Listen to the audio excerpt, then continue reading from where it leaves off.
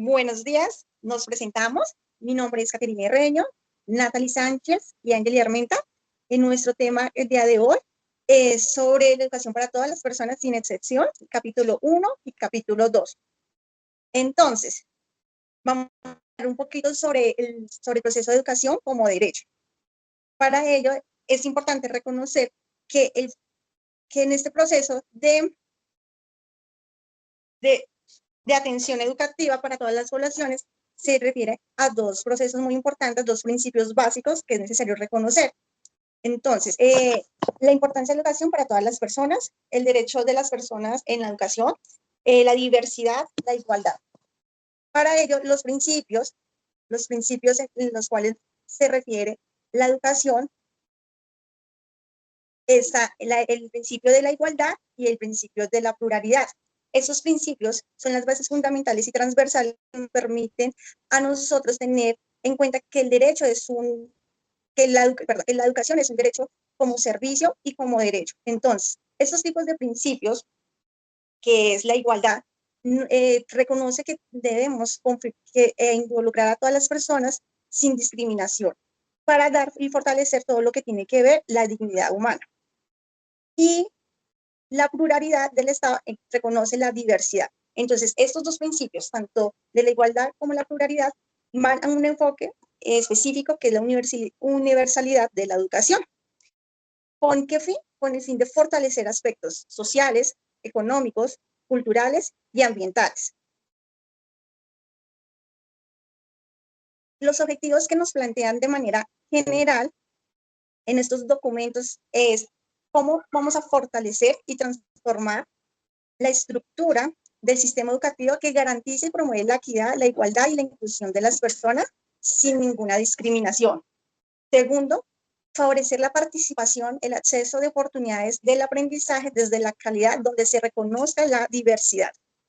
Y tercero, cómo podemos transformar imaginarios en la atención educativa de las poblaciones diversas desde el componente político, social, económico y educativo. Y así, de manera transversal, lograr esa educación sin excepción.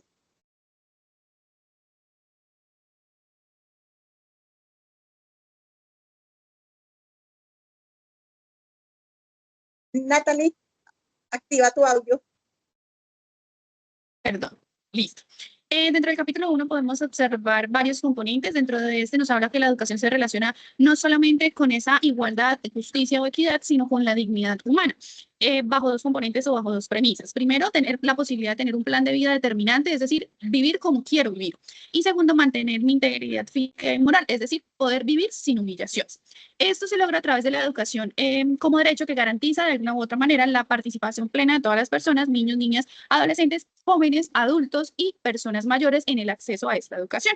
Adicional a eso, tenemos componentes como que la educación y la equidad requieren realmente un cambio estructural de los sistemas educativos para la garantía del derecho a la educación, porque más allá del derecho a la educación es esa calidad de la educación que vamos a recibir todas las personas sin excepción.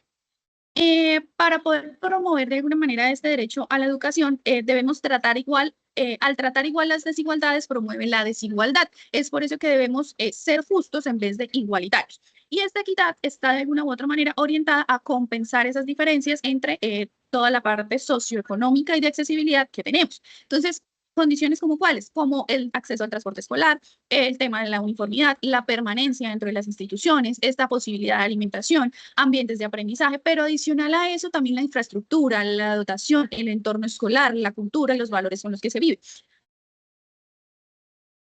Es transformador que de alguna manera asegura esa participación y el acceso a diferentes oportunidades de aprendizaje. ¿Qué factores afectan el cumplimiento de este derecho para todas las personas? Primero, bajo tres premisas. Dificulta el proceso de aprendizaje. ¿Por qué?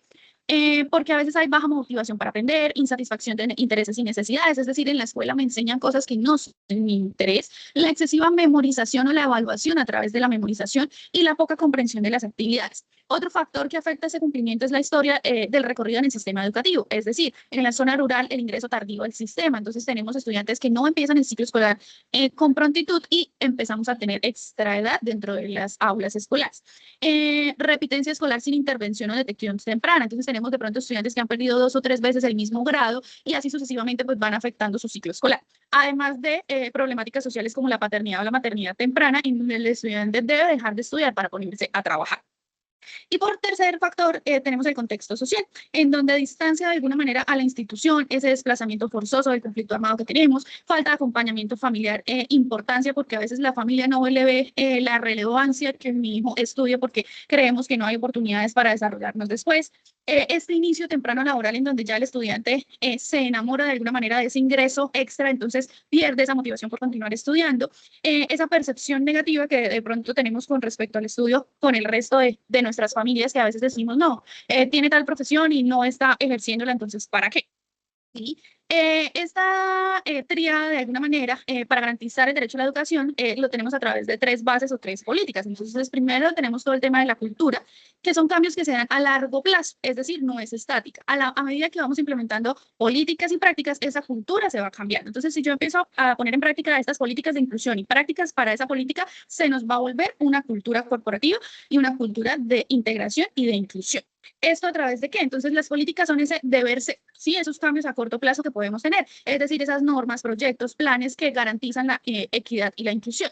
¿Esto cómo o se debe formular? Se debe formular a través de todos los niveles del sistema educativo, es decir, iniciar por el Ministerio de Educación Nacional, bajar hacia las secretarías de educación regionales, hacia los distritos, toda la parte local, es decir, las instituciones educativas, y dentro de las instituciones educativas también tenemos que hacer un proceso para que estas políticas realmente lleguen al aula, no solamente las apliquen unos u otros.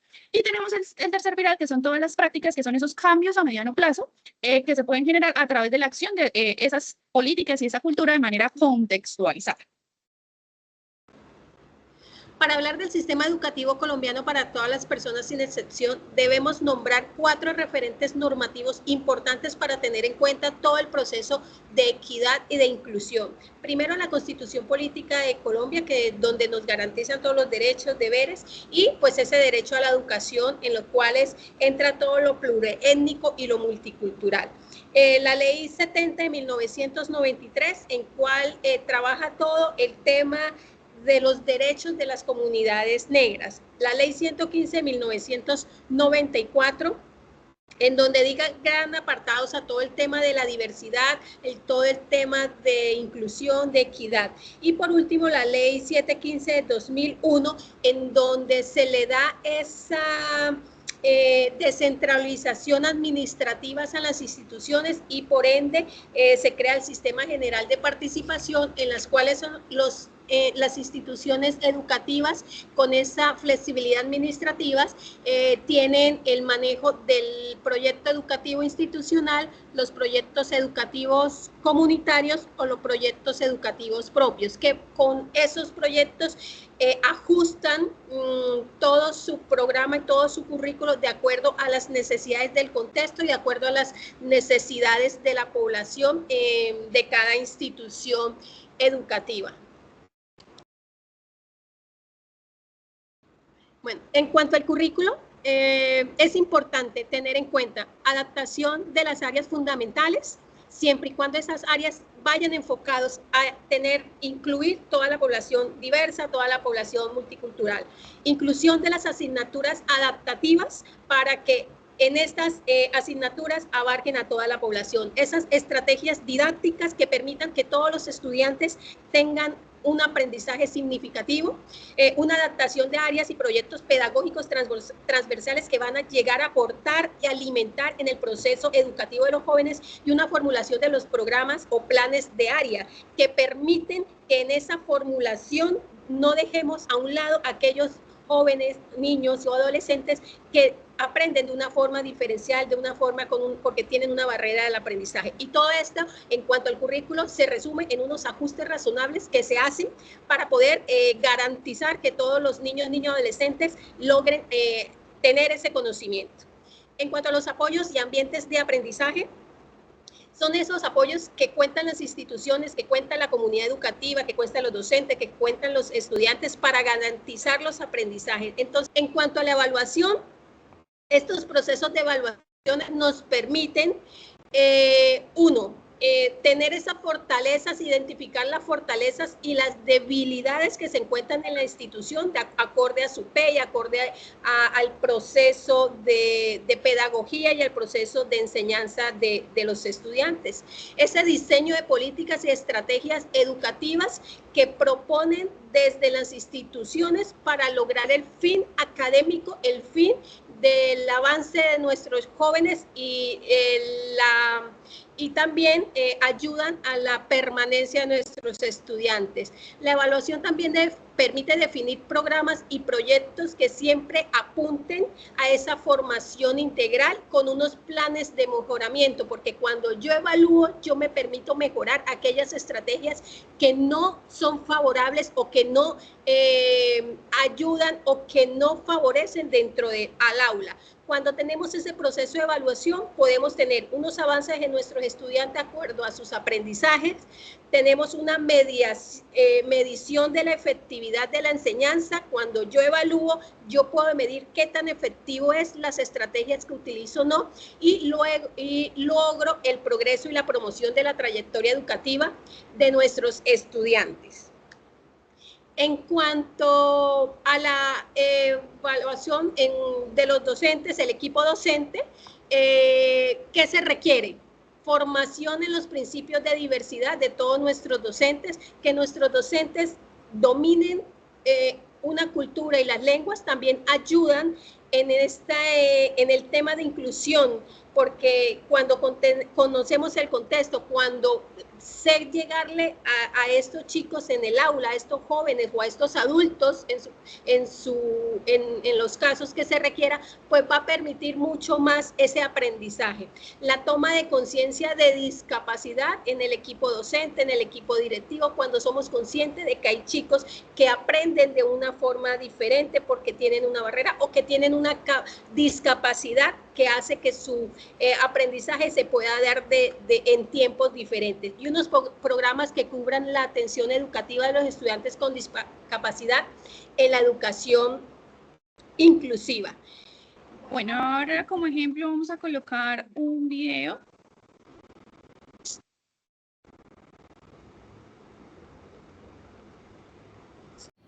En la ciudad de Barrancabermeja se cuenta con la oferta educativa para personas con discapacidad auditiva.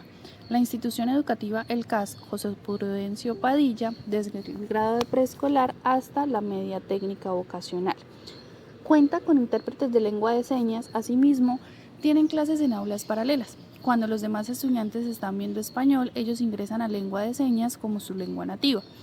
Y como ven, cuando ven inglés, ellos están viendo español para no oyentes como segunda lengua. Durante el resto de las clases están en acompañamiento de los intérpretes para garantizar la continuidad académica. Si bien esta oferta formativa es integral, se tienen diferentes dificultades, es la única en la ciudad. Queda en un sector relativamente retirado de la vivienda la mayoría de estudiantes con discapacidad auditiva, lo que implica dificultades en la movilidad, la permanencia escolar y el apoyo de las familias en el proceso integral del estudiante. Asimismo, en este momento no se cuenta con la oferta formativa para adultos, de modo que la institución Camilo Torres Restrepo se está iniciando con la oferta formativa para ciclo 3 y ciclo 5. Es un proceso en el que todos estamos aprendiendo y adaptando nuestros currículos, PEI y demás sistemas de evaluación, entre otros, para poder brindar la educación de calidad a la que tienen derecho. Bueno, por tiempos lo voy a dejar aquí. De aquí en adelante nos presentamos cada una con nuestra seña de lenguaje, con nuestro nombre en lenguaje de señas. Finalmente, ¿qué nos falta para lograrlo?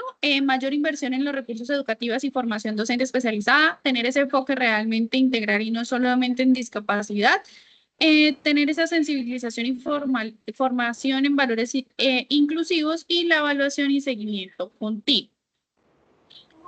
Como conclusión,